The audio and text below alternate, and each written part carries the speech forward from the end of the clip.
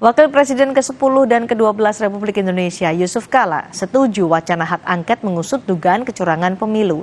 JK bilang tidak perlu khawatir soal angket jika memang tidak ada kecurangan pemilu. Menurut JK, penggunaan hak angket bisa menjadi momentum klarifikasi bagi pihak-pihak yang dituding melakukan kecurangan. Jika memang tak ada kecurangan, maka hak angket tidak perlu dikhawatirkan.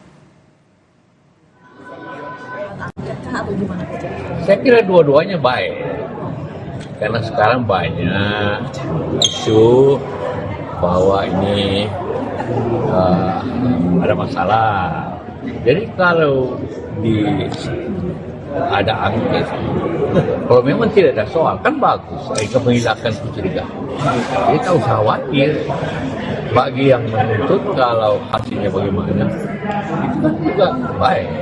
Dia tak usah kita juga apa-apa. Kalau memang tidak ada apa-apa, ya jalan aja, jangan khawatir. Ya kan? Jadi kalau memang tidak apa-apa, hanya menjadi klarifikasi.